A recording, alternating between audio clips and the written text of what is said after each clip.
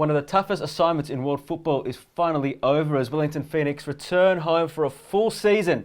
What can they do now in the Isuzu A-League, inspired by a packed house, playing at home, normal business resumes, Roy O'Donovan? It's exciting times for the Phoenix. Very exciting. You've got to give them huge credit for last season, how well they done. They took a few hits along the way.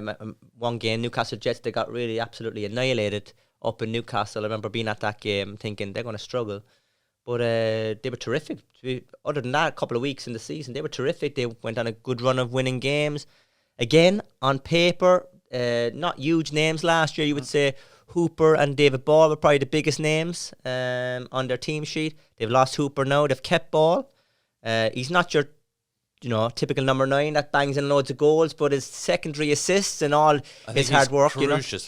Crucially important for that for that side. I think he's a fantastic player. Exactly. And the way Uffy wants to play, obviously, it's hard work, it's energy, it's legs. And again, Uffy deserves a lot of credit. So they weren't in New Zealand last year. They didn't have the biggest squad, biggest budget, but they bought into what he was doing. Their style of football, really good, really energetic, kept possession, possession-based football. Didn't have an out-and-out goal scorer. Even Hooper wasn't his old self last year. So this year they've signed Barbarouses, who didn't have a great year last year at Sydney FC, but is a proven goal scorer and one of the top goal scorers of all time in the A-League. Ugarkovic, I think, has got great ability, great engine, played them for a number of seasons, didn't show his best at Wanderers. And Bozhidar Krayev from Midtjylland is their big overseas signing. Okay, it's a mouthful, not a huge name, but I'm sure Uffy's done his research and he's going to be a top player for them and fit into the team dynamic. But I'm excited about Wellington this year. I think their style of play and what we saw last year, if they can transfer that back to New Zealand, I think they'll be a threat. Yeah, I think last year they had so much against them. At the start of the campaign, they couldn't even sign players. Who we know they'd lost players. They couldn't bring in new players because of the border issues in New Zealand. That couldn't happen with Wooten and Sandoval till halfway through the season.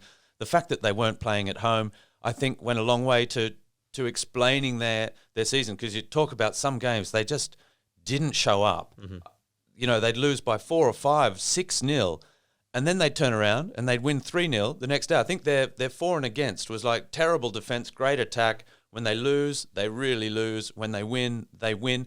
And that just shows, for me, I think that was the illustration of the emotional strain it was on Ufuk Talay and the squad, of just not having a home ground, of playing not in front of any home matches. They were playing at Wynn behind closed doors. I mean, it was a really tough season.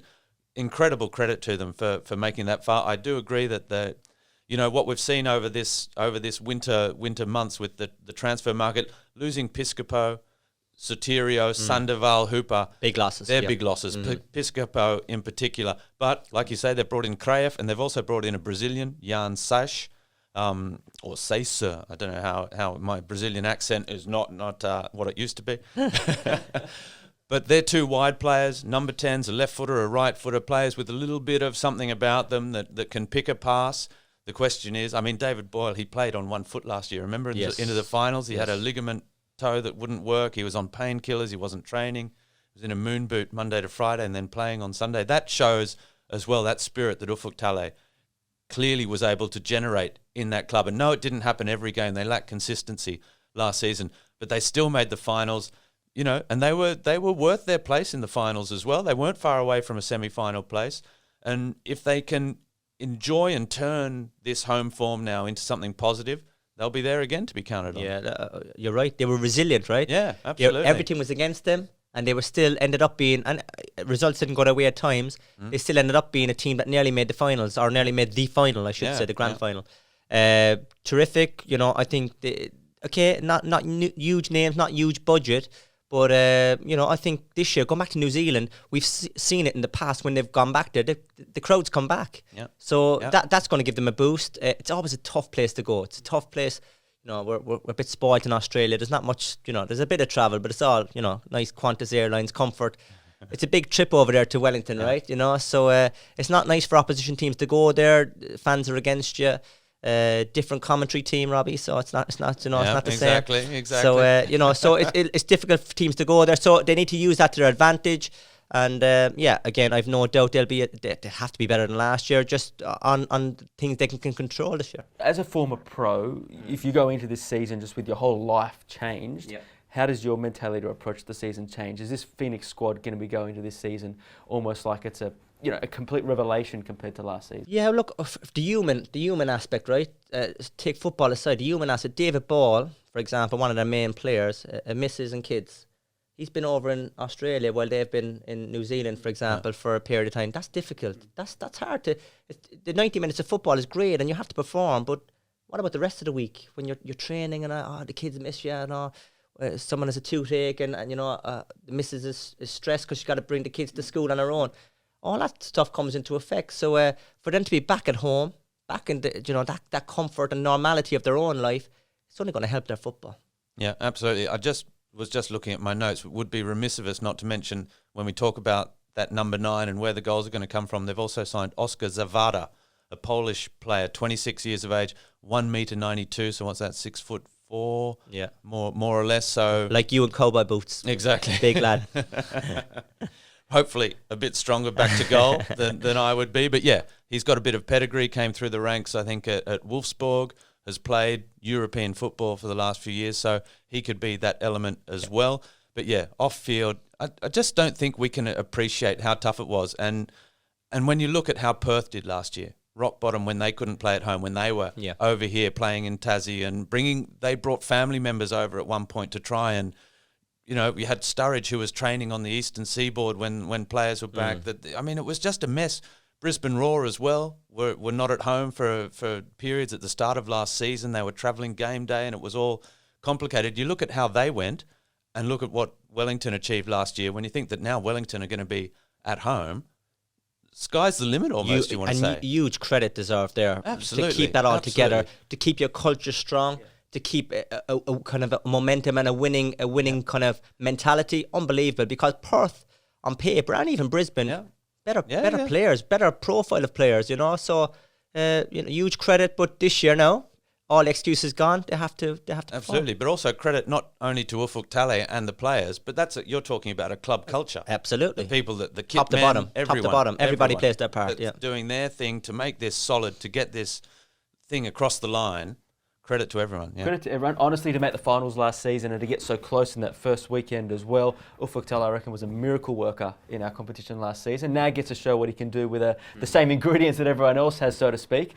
Where are they going to finish? Can they build on that? If it's finals in the toughest challenge you could possibly get, what happens this season? If you asked me this time last year, Wellington Phoenix, will they make the top 6? I would have answered you no. I look at their team sheet now and they have all their excuses gone. They're playing in New Zealand. I'm still thinking with my head, no. But he gets something out of these boys, that group, that says to me that they can go above and beyond. They overachieve.